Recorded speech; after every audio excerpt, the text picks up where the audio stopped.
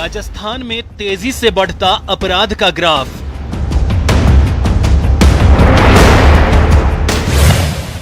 महिला अपराध में स्थिति चिंताजनक।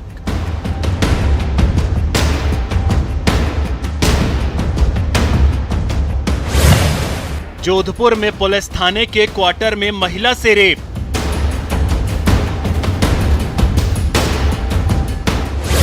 बीजेपी ने कानून व्यवस्था की स्थिति को बताया चिंताजनक।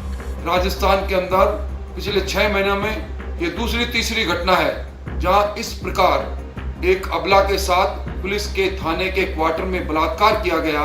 मैं समझता हूं सरकार को इस पर संज्ञान लेना चाहिए और कठोर से कठोर कार्रवाई करनी चाहिए। नहीं थम रहे रेप के मामले, महिलाएं और बच्चियां हैवानियत का शिकार।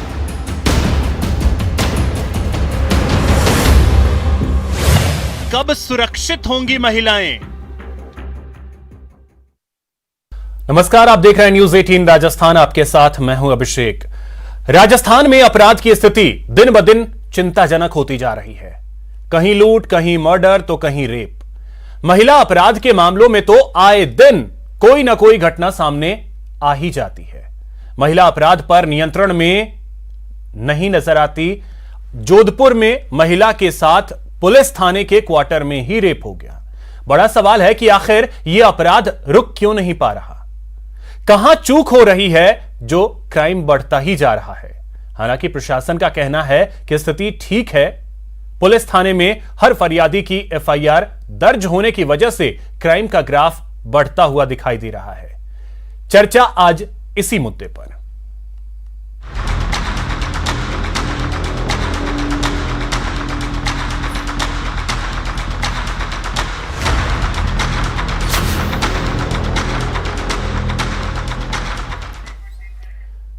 तो चलिए, हमारे साथ जो गेस्ट पैनल है, सबसे पहले उनका परिचय करवा दूं। हमारे साथ जुड़ रहे हैं राजेंद्र मेघवाल जी, कांग्रेस नेता हैं। हमारे साथ जुड़ रहे हैं योगेंद्र जोशी जी, पूर्व पुलिस अधिकारी हैं, और मिथिलेश जैमिनी जी, वरिष्ठ पत्रकार हैं। सर, आप सभी का बहुत बहुत स्वागत है न्यूज 18 राजस्थान पर।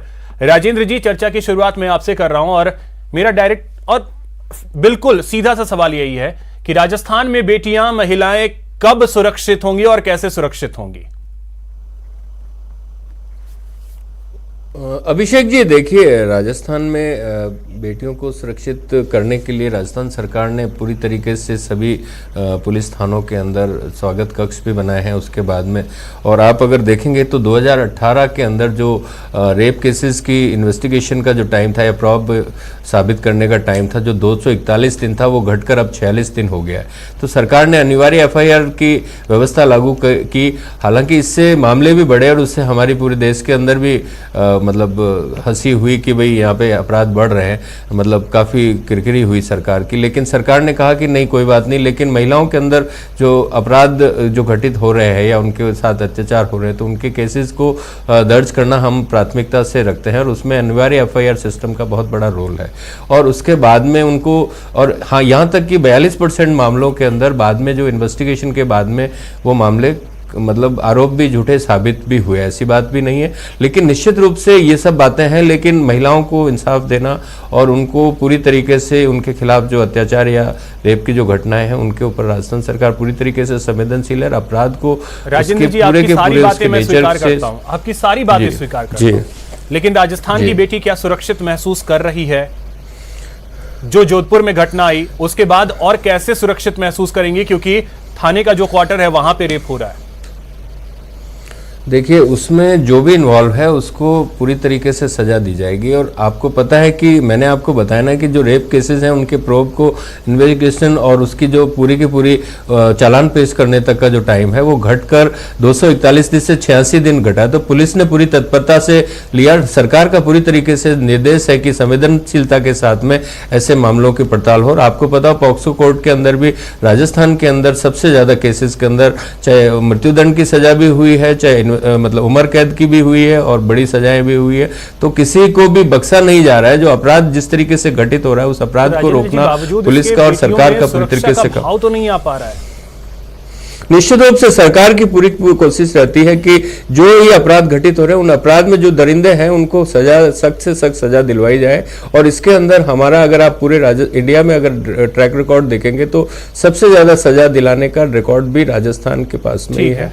तो जो भी अपराध घटित हुए उनको, अपराधियों को सजा देना ना राजस्थान। अगर थाने का जो क्वार्टर है वहां अगर रेप हो रहे हैं, रेपिस्ट जो है वो एक एएसआई का रिलेटिव है, तो फिर महिलाएं, बेटियां या आमजन पुलिस वालों पे भी कैसे भरोसा करें? अभिषेक जी, आपने बिल्कुल बात सही कही है, लेकिन इसके पीछे के कारण क्या होते हैं? जब किसी देश में और राज्य में इस प्रकार से अपराधी अपराध करते हैं तो ये आप मान के चलिए कि राजनीतिक अस्थिरता जो होती है ना राज्य में या देश में, कि राजनीतिक लोगों की प्रशासन के ऊपर पकड़ कम हो जाती है। उनकी जब पकड़ कम हो जाती है तो अपराधियों को यह पता लग जाता है कि प्रशासन जो है वो राजनीति से दूर हो गया। मेरा कहना यह है कि अगर राजनीतिक जो हमारे आका लोग हैं, जो राजनीतिक नेता लोग हैं, जो प्रशासन चलाते हैं, इनकी पकड़ अगर प्रशासन पर मजबूत होगी तो उनको, अपराधियों को डर रहेगा कि अगर हम इस प्रकार का अगर अपराध करते हैं तो हमारे ऊपर तुरंत कार्रवाई होगी और हम सजा पाएंगे। तो पहली बात तो ये। दूसरा ये होता है, समझ रहा हूं योगेंद्र जी, मैं आपको सही समझ रहा हूं, तो जो पुलिस प्रशासन गृह मंत्रालय के अंदर आता है, गृह मंत्रालय क्या कमजोर पड़ रहा है? उसकी पकड़ जो है प्रशासनिक स्तर पे कमजोर पड़ रही है। मैं वही आपको कह रहा हूं कि जिस तरह के हालात हमारे राजस्थान के या पूरे देश के हैं, उन हालातों में बिल्कुल ये मान के चलिए, अब एक पुलिस के कर्मचारी का भाई अब पुलिस के क्वार्टर में ले गया तो इसका मतलब उसको डर नहीं है। अगर उसको डर होता तो वो ये काम नहीं करता। तो इस प्रकार के बहुत सारे लोग हैं जो जिनमें डर ही नहीं है। अब आप बताइए, एमएलए मंत्री, हमारे राज्य के एमएलए मंत्री अपराधों में लिप्त हैं, अपराधियों को बचाने में लिप्त हैं। जोधपुर की स्थिति देख लीजिए, करौली की देख लीजिए, हनुमानगढ़ की देख लीजिए, और जो भी क्रियाएं ये चल रही हैं, इनके अंदर जो प्रशासनिक हमारा जो लचरपना है, जो हम कमजोर दिख रहे हैं, पुलिस उसमें कमजोर नजर आ रही है। आप देखिए, दिल्ली बंबई पुलिस जा रही है, बंबई पुलिस दिल्ली जा रही है, पंजाब जा रही है, हरियाणा जा रही है, राजस्थान पुलिस छोटे छोटे कामों में वहां पकड़ने के लिए दिल्ली जा रही है। इसलिए पब्लिक आजकल नेट के माध्यम से, टीवी के माध्यम सब देखती है तो कि पुलिस किन कामों में बिजी चल रही है। ये राजनीतिक उद्देश्यों की पूर्ति में। योगेंद्र जी, इन सब में पिस तो रही है वो बेटियां और वो महिलाएं। स्वागत कक्ष बन गया, अरे भाई अच्छी चीज है, स्वागत कक्ष बन महिलाएं गया, और कंपल्सरी एफआईआर है, लेकिन उसका रिजल्ट नहीं निकलेगा और फिर भी क्या? अरे और भी अपराध हैं, इतने अपराध दर्ज हो रहे हैं। मैं आपको एक बात बताता हूं, 6 लाख परिवाद दर्ज हैं राजस्थान में, उसमें से कम आधे परिवादों में कॉग्निजेबल ऑफेंस लिखे हुए हैं, जिनको ये परिवाद के रूप में रसीद देकर के भेज देते हैं।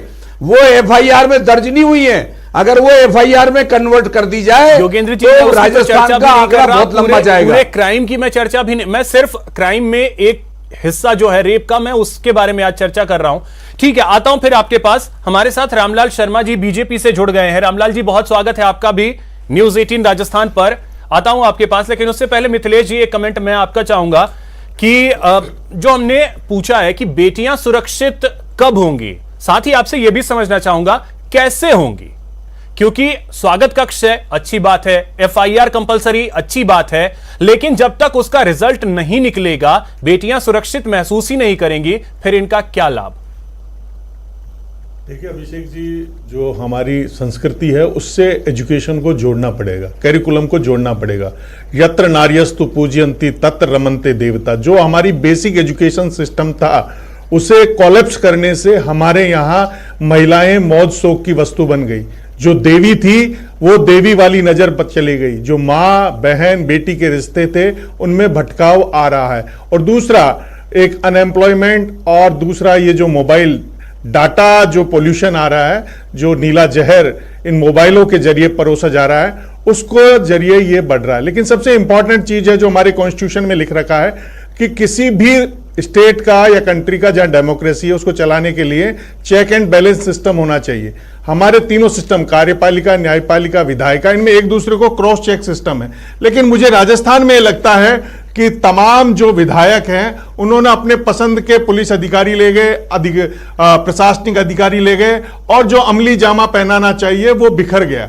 इसके हालात यह है कि मुख्यमंत्री के गृह जिले में ऐसा हादसा हो जाना, इससे पहले कई मामले हो जाना। दूसरा एक इंपॉर्टेंट चीज है कि हमारे जो प्रशासनिक तंत्र है, चाहे बिजली हो तो वो कल्पना नहीं कर पाए कि बिजली कम पड़ेगी। अब पानी की हालात देख लीजिए, जोधपुर की आज की रिपोर्ट है कि 10 दिन में पानी खत्म हो जाएगा, वाटर वर्क्स के कर्मचारी भाग गए, पंजाब में कोई फीडर टूट गया, तो क्या कर रहे थे हमारे पीएचईडी के अधिकारी? तो उससे कानून व्यवस्था नहीं बिगड़ेगी।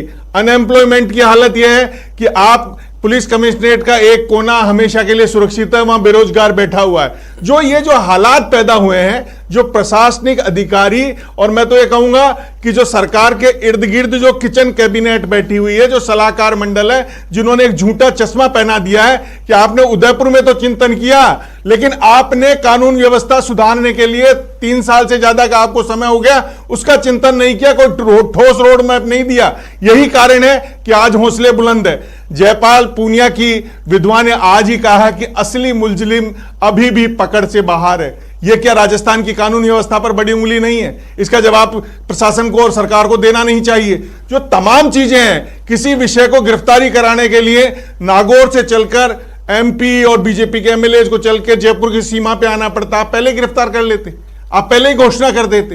तो तमाम जो चीजें हैं कि आपका जो प्रशासनिक तंत्र है वो लचर हो गया है, और जो ब्यूरोक्रेट्स अरबी घोड़े हैं उन पर लगाम लगाने के लिए चाबुक कसनी जा रहा है कि हाँ एफआईआर कंपलसरी हमने कर दी, उसमें कुछ फर्जी एफआईआर आई, हमने ये कहा कि नहीं एफआईआर कम से कम कंपलसरी होना चाहिए, स्वागत कक्ष, ये दलीलें दी जा रही हैं। इसके बारे में भी समझेंगे रामलाल शर्मा जी। अब एक कमेंट में आपसे से नहीं होगा। लोगों की मानसिकता को बदलाव लाने के लिए क्या प्रयास किए, मनोवैज्ञानिक, आर्थिक, सामाजिक, ये मानसिक प्रयास होने चाहिए, वो नहीं हुए। प्रयास कहीं नहीं किए गए। उस मनोविकृति को दूर करने के लिए क्या अभियान चला है? बिल्कुल, और दुख की बात है कि किसी ने नहीं किए, किसी की भी तरफ से। रामलाल शर्मा जी, कांग्रेस बीजेपी दोनों ने इस मामले में शामिल है। अगर कोई करता है, अगर जो भी रेपिस्ट है, ये एक मानसिक विकृति है, इस दिशा में ध्यान नहीं दिया जाता है। अगर कोई रेप केस आता है तो उस पर हाय तौबा बहुत मचती है, लेकिन हम एक बार भी ये नहीं सोचते कि उस महिला पे क्या बीत रही होगी। और दूसरी बात ये कि जिसने ये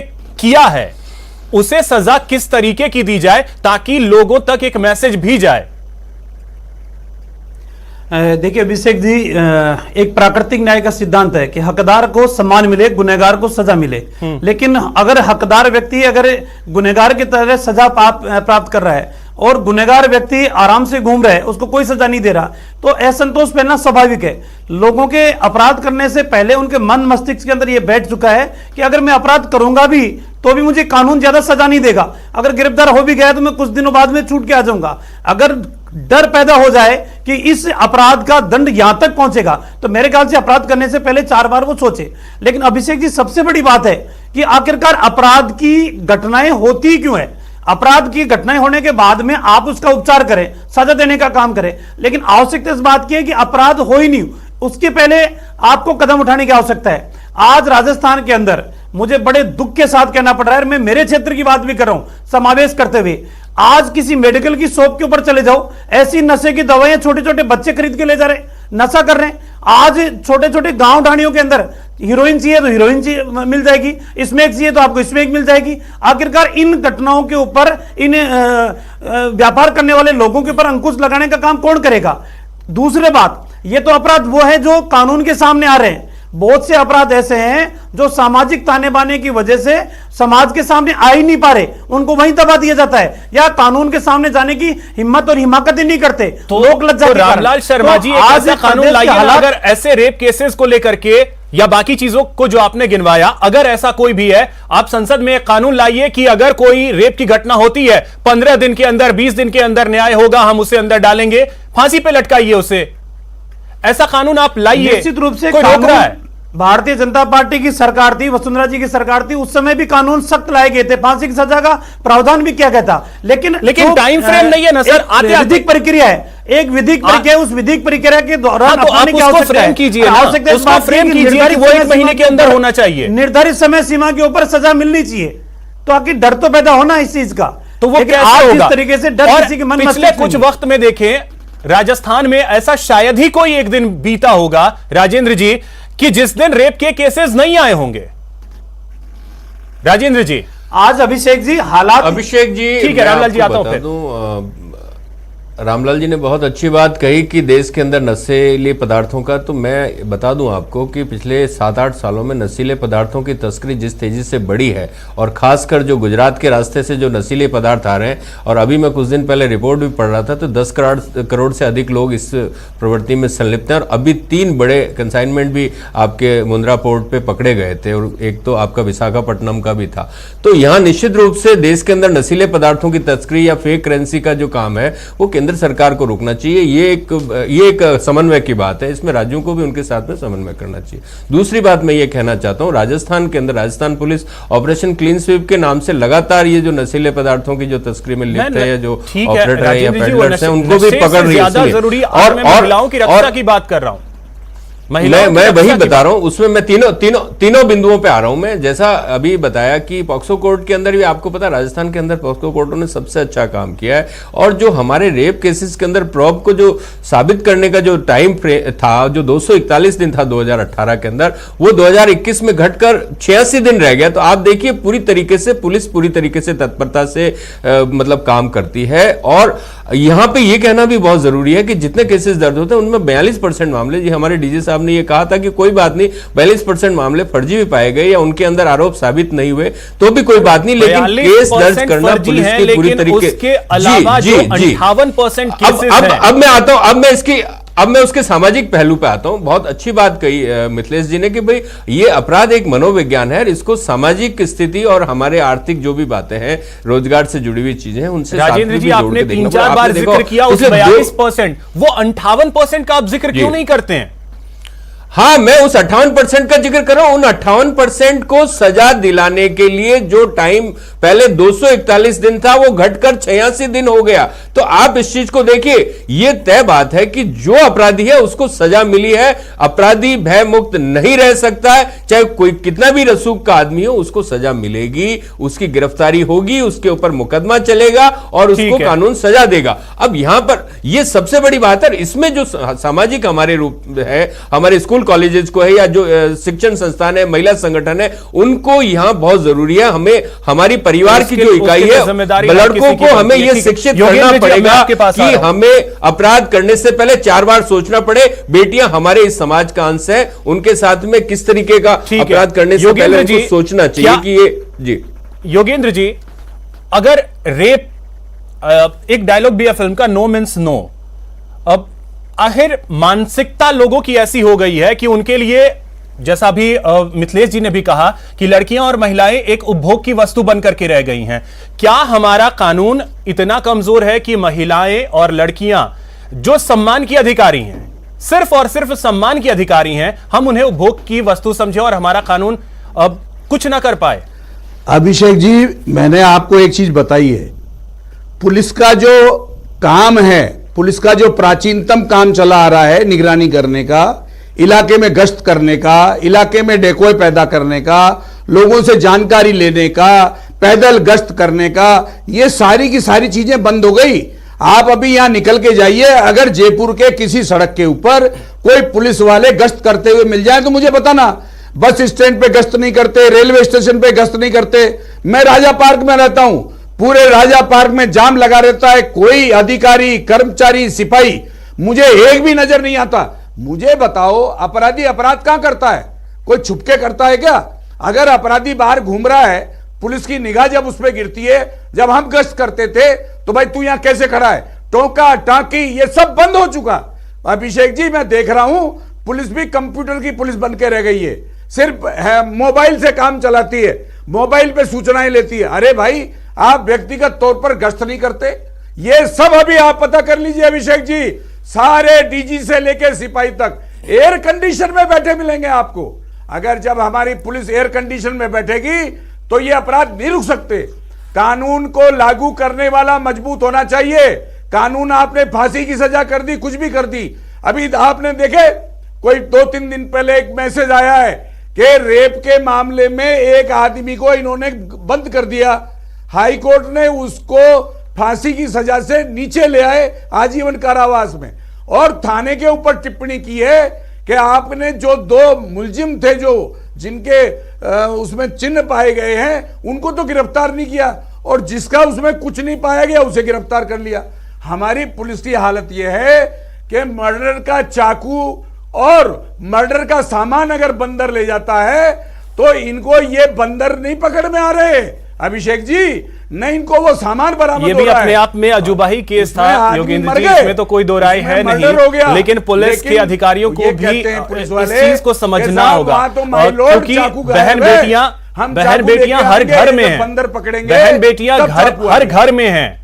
आज जिस बहन बेटी के साथ कुछ हो रहा है, ईश्वर ना करे कभी भी किसी के साथ भी लोग वारदात को अंजाम दे रहे हैं, नहीं होना चाहिए। इस पे लगाम कैसे लगेगा मिथिलेश जी, इस पे लगाम कैसे लगेगा? मानसिकता लोगों की बदलनी जरूरी है, वो कैसे बदले उसके लिए प्रयास तो होंगे नहीं। और सबसे बड़ी बात है, अगर इस पे सियासत होगी, ऐसे मुद्दों पे जिस पे सभी पार्टियों को एकजुट होकर के विरोध करना चाहिए ऐसी घटनाओं का, उस पे अगर सियासत होगी तो फिर उसका परिणाम क्या निकलेगा? देखिए अभिषेक जी, हम विश्व गुरु बनने का दावा कर रहे हैं और इस मुल्क में आज जरूरत है लोगों को यह समझाने की कि गुड टच क्या है, बैड टच क्या है। बिल्कुल। तो हमारे कहीं न कहीं पूरे एजुकेशन सिस्टम में ही कोलैप्स हो गया है। कहीं न कहीं हमने शुरू से ही इस मुद्दे पर ध्यान नहीं दिया, और यही कारण है कि इसके साथ साथ जो फिल्म इंडस्ट्री ने काम किया, जो पोर्नोग्राफी ने काम किया, जो अनएम्प्लॉयमेंट ने काम किया, जो दबंगता ने काम किया, आप पद पर आ गए, सत्ता पाही मदताही, सत्ता पाकर आप बोरा गए। किसी के बड़े आदमी का बेटा है या कोई बड़े पद पर है, वो भूल जाता है कि मेरे ऊपर भी क्राइम की वही धाराएं लगती है जो एक साधारण अपराधी पर लगती है। तो ये जो मानसिकता हमने पैदा की उसका खामियाजा है। और दूसरा सबसे बड़ा रीजन ये है कि हमारे जो सिस्टम में कहीं ना कहीं जो पॉलिटिकल इन्वॉल्वमेंट हो गया और पुलिस का जो सिस्टम है, जो वर्किंग स्टाइल है, वो डिफर हो गया, उससे बहुत बड़ा खामियाजा हुआ। एनसीआरबी के जो आंकड़े हैं उनमें बड़े रोचक तथ्य आए हैं कि केवल जो रेप दर्ज हो जाते हैं उनको तो छोड़ दीजिए, कई रेप के मामले बिल्कुल घर वालों और निजी लोगों के हैं। यानी कहीं ना कहीं ये जो मनोविकृति है जिसका इलाज मनोविज्ञान या सामाजिक विज्ञान में छिपा हुआ है, उसे हम खाकी में ढूंढ रहे हैं। इसीलिए तो राजेंद्र जी वो 42% की चर्चा कर रहे थे और 58%, लेकिन उससे भी ज्यादा है कि कई केसेस तो दर्ज ही नहीं होते हैं। गांव समाज इन सारी चीजों को देख करके तो कई केसेस दर्ज भी नहीं होते हैं। इसलिए सबसे जो इंपॉर्टेंट चीज है, जो अभी एक रिसर्च हुई है जेएनयू जवाहरलाल नेहरू यूनिवर्सिटी की, जो सोशियोलॉजी डिपार्टमेंट के एक रिसर्च स्कॉलर ने रिसर्च की है और उसने डाटाबेस रिसर्च की है। उसमें ये कहा है कि आप बचपन से बच्चे को ये समझाइए कि महिला ये होती है। हमारे यहाँ महिला के बारे में पढ़ने के लिए उसकी पूरी जिंदगी लग जाती है। जो कॉलेज तक आता है जब तक कुछ नहीं समझता उसको कोई समझाने के लिए चीजें अगर शुरू की जाए तो पेरेंट्स उससे बात करने को तैयार नहीं है। मेंस्ट्रुएशन पीरियड पर बच्चे को बात करने को से अपनी मां की इज्जत करते हैं, अपनी बहन की इज्जत करते हैं, उसी तरीके से दूसरे की बहन और मां की भी इज्जत करेंगे। अब रामलाल शर्मा जी, एक चीज मैं आपसे जानना चाहूंगा, कोई भी ऐसी घटना आती है, विपक्ष हाय तौबा मचाना शुरू करता है, सड़कों पर उतरता है, लेकिन जब केसेस नहीं आ रहे होते, हाईलाइट में नहीं होता है केस, तब तो सब शांत बैठे होते। एक बार महिला सुरक्षा को लेकर के कि हां हम विरोध कर रहे हैं कि महिला सुरक्षा के लिए आप काम कीजिए, ऐसा तो कोई विपक्ष करता हुआ दिखता नहीं है। अभिषेक जी, हमने हमेशा भारतीय जनता पार्टी प्रतिपक्ष के अंदर है, विपक्ष के अंदर है, उस धर्म को निभाने का काम किया। हमारे महिला मोर्चा ने अनेकों घटनाएं होने के उपरांत भी और कई बार एक मुद्दे के आधार के ऊपर भी पूरे आंकड़ों के साथ राजस्थान की सरकार के सामने रखने का प्रयास किया है। मैं दूसरी बात कर रहा हूं, देखिए अभिषेक जी, जब तक कि परिवार का कोई मुखिया का कंट्रोल नहीं होगा तब तक वो परिवार सही दिशा के अंदर नहीं चल सकता। राजस्थान के अंदर हो क्या रहा है, जब गृह मंत्री गुलाब चंद जी कटारिया हमारी सरकार के टाइम थे, उन्होंने हर केस की एक officer scheme, case officer scheme launch की थी। हर केस को निर्धारित समय सीमा के अंदर पूरा करने का काम करे। आज राजस्थान के अंदर निर्णय लेना है, आज किसी एसपी को चेंज करना है, आज लॉ एंड कानून व्यवस्था बनाए रखने के लिए निर्णय लेना है, आज मुख्यमंत्री जी के पास समय नहीं है, पूरा प्रदेश वो संभाल रहे हैं। एक भी व्यक्ति ऐसा नहीं है कि कानून व्यवस्था बनाए रखने के लिए या गृह मंत्रालय के निर्णय करने के लिए वो अधिकृत हो कि हाँ ठीक है इमरजेंसी है तो आज ही निर्णय कीजिए। आज भी आवश्यकता इस बात की है, क्या मुख्यमंत्री जी की को एक भी विधायक ऐसा विश्वास वाला नहीं मिल रहा जो गृह मंत्री की जिम्मेदारी संभाल सके, या एक भी विधायक ऐसा नहीं है जो काबिलियत हो जिसके अंदर जो गृह मंत्रालय संभाल सके। हम बार बार इस मुद्दे को उठाते आए, लेकिन ठीक है मुख्यमंत्री जी के पास गृह मंत्रालय है, लेकिन कम से कम एक अधिकारी ऐसा तो हो, एक ऑफिसर सीएमओ में ऐसा तो हो जो तत्काल निर्णय लेने की स्थिति के अंदर हो। आज डिप्टी एसपी के 25 से 30 सर्किल ऐसे हैं जहां डिप्टी एसपी लगे हुए ही नहीं है। एसएचओ कई ऐसे हैं जहां एसएचओ के पद रिक्त पड़े हुए हैं, तो उनको संभालने वाला कौन है, वहां काम देखने वाला कौन है? और फिर आप नियुक्ति जो कर रहे हो वो नियुक्ति कर रहे हो राजनीतिक चश्मे के आधार के ऊपर। एमएलए मैं रामलाल शर्मा यही तो है कि राजनीति जहां होगी फिर वहां पे इसी अवसर को मैं मेरे सुरक्षा को लेकर सवाल उठेंगे। अब एक जल्दी से कमेंट राजेंद्र जी मैं आपसे चाहूंगा, जिस सवाल के साथ मैंने शुरुआत किया था, राजस्थान में कब बेटियां अपने आप को पूरी तरीके से सुरक्षित महसूस करेंगी? जिम्मेदारी सबसे बड़ी आपकी है।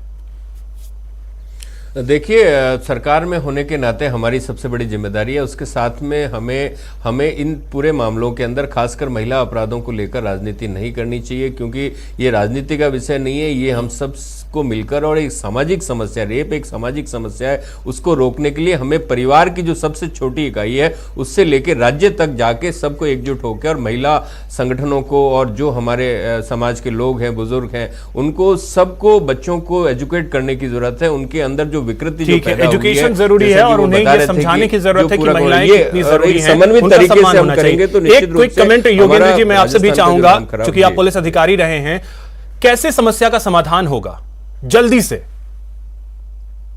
देखिए, ये सामाजिक बुराई तो है ही, और समाज में सोच भी डेवलप होनी चाहिए, लेकिन हमारे कॉलेजेस और स्कूल्स इसके लिए अभी तक तैयार नहीं है। मेरा ये प्रयास रहता है कि भाई स्कूल और कॉलेज वाले बुलाएं तो सही कि साहब इसके अंदर हमारे बच्चों को गाइड करें। इनको स्कूल और कॉलेजों को पहले अब फुर्सत नहीं है। जब मैं पुलिस में था तो स्कूल, सोफिया स्कूल है, एमजीडी है, इनमें हमें बुलाया करते थे ताकि हम लोगों को, बच्चों को ये बताएं कि अपराधियों से कैसे सावधान रहना है। अब ये चीजें बंद हो गई।